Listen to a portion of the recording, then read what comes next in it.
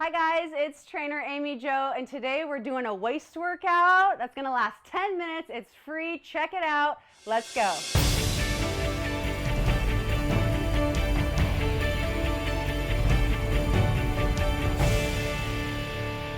All right, so this is the topic of the snatched waist workout.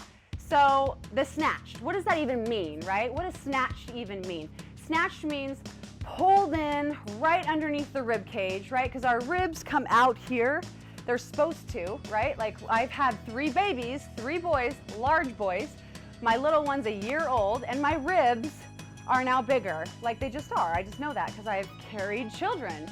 And right underneath the ribs, right, it cuts in, and obviously we're supposed to have the snatched waist look, right? If you have a black dress on, if you've got, you know, a good tank top on or something that you want to look good in, you want to have that small waist, right? So understanding that and what that means first, I think is really important. So we just can't go into, hey, let's just do all these crunches and then I'm going to get good results.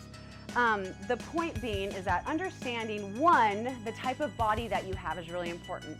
So if you're a little more blocky, or if you feel like you carry more body fat in that area, you have to focus on that first and say to yourself, okay, I know that if I want to get a little more smaller waist, I am going to have to reduce my body fat. And some individuals will be super lean up top, and then they'll lean out down below. Some, you know, lean out in the legs and have a harder time in their stomach. So focusing first on the body fat is really going to help you to think about getting the waist that you want. Moving on to waist trainers, okay? I want to cover that really quick because waist trainers are just a marketing hype, all right? So I just want to put this to rest right now. And this is my example, because I think this little story and example will really help.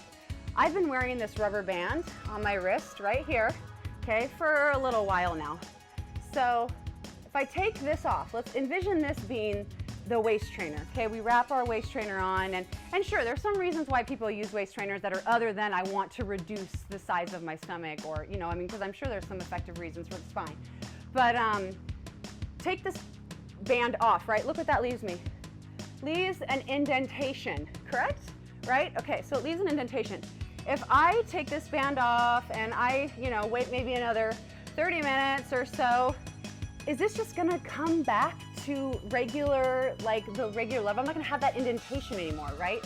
Same concept with the waist trainer, all right? So you're rubbing it around and you're like contracting and squeezing all your guts in there, and then you take it off and you're like, oh my gosh, like my waist is, no. You just literally like wore a rubber band on your wrist. Don't forget this like terminal or this little story here, because this will help you. Your band, now that's what your waist just did, all right? So, all right, enough with that. But going back to the snatch waist, there are certain exercises that can help increase and pull in and increase the definition, and also pull in and help you get a smaller, tighter waist. All right, so one of them being vacuums. And vacuums has been around forever. It actually started with like bodybuilders when they're trying to get a smaller waist because they want that more that V taper, right, shoulders to hips. So the vacuum starts by you thinking about your transverse abdominis, okay? So we understand anatomy. Transverse abdominis is like a belt that wraps around, okay? We have our obliques, and then we have our rectus abdominis that lays on top. So there's all these layers, okay, that create. So we want to pull in and do vacuums daily. I'm telling you, I've had 3 kids, I've done this, I'm still doing this because I'm still rebuilding my core. I'm a year after baby Jet was born. So trying to do vacuums every day, honestly, I have to think about this. I'm doing it in the car, I'm doing it when I'm making dinner at night. I'm doing it right now because I'm in a sports bra and I'm on video. So think about that, okay? So breathe out. And then you want to pull your abs in, okay? So I'm going to show you a different way to do this. Okay, you can go vacuums and you want to hold it. I'm going to bring my stopwatch out here. Okay, you can be on all fours, and this really helps a lot, and you'll see it from the side angle here. Okay, so I'm going to relax, okay, and then I'm pulling in, suck in. See how I'm pulling in the belly button as hard as I can and as close as I can to my spine. Okay, literally, if I stood up right now, you wouldn't want to change anything. That's the exact same thing. okay? Exact same thing. Coming down on all fours. Ugh. Pull in, okay? Like cat-cow, right? There.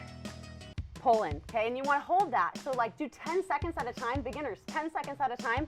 Mommies who just had babies, 10 seconds at a time. And then build upon that. Try to get to 30 seconds. Try to get to a minute. And do that every day. And I promise you, it can help with the rectus diastasis. It can help with, you know, increasing core and help you get the waist that you're after. Okay, so moving on, the other exercise that I wanted to show you is laying on your back. Once we have that down, okay, once you have that vacuum exercise down, you can literally do any other core exercise and you'll feel it a million times better, I promise you. So lay on your back. Okay, so this one here, okay, if I'm going to do the vacuum first, right? So vacuum in, okay, I'm getting a little posterior tilt, right? And then I can contract and I literally can do any exercise. And it's like, oh my, like already, right? 10 times better, 100 times better. Vacuum first, pull in the belly button, and then contract, okay? So thinking about pulling and getting a smaller waist, starting with the vacuum, one of the great exercises that I love is movement, and you can do tucks, okay? Because I really do believe that smaller, simpler exercises for the core is better. So these ones right here are one of my go-tos, all right? This is a go-to for sure. I start with a vacuum in, pelvis tilt, okay, posterior tilt, and contract. Okay, I go nice and slow, and I'm thinking of my abdominals being pushed together, okay? My abdominals here pushed together, my transverse tightening every rep, okay? So that's really a great one to start to do. Start with the vacuums. You can even do the cat-cow here, okay? Pull in, and then build up to laying on your back and doing those. All right, so then a little more advanced exercise. I want to move into this one here, and this is rolling out on the stability ball. Okay, now this one's a little bit more challenging. These are tucks, and you're going to get up in a push-up position. Same concept though, okay? Vacuum in, pelvis tilt, and then I'm tucking in, and then plank, tucking. I'm never letting go of that vacuum. Every rep. I'm gonna go for 10. All right. 2 more. Last one. There, you got it, okay? And I'll show you the advanced one next. You can take it up to a pike. So that's a tuck position. Then you can take it to a pike for more of my advanced exercisers, okay? But vacuum, guys, vacuum all the time, right here.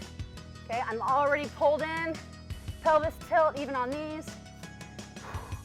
And I am still getting better on these. I'm still working on the vacuums for sure. I'm not where I want to be yet, but it'll get better.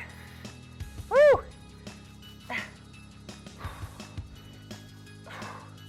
One more. Woo! Excellent. Awesome. All right, there you have it. A few great exercises and concepts, education, learning, understanding the layers and the anatomy, and then biomechanics too of what movements are actually going to help you create the more of the smaller waist, all right? Hopefully you guys learned from this video, and I apologize if any of you have like waist trainers that you've invested in, waste of money, but you know I love you, and you know I got to give you the truth. So thanks for joining me. I'm Trainer Amy Jo. We'll see you next time. Bye-bye.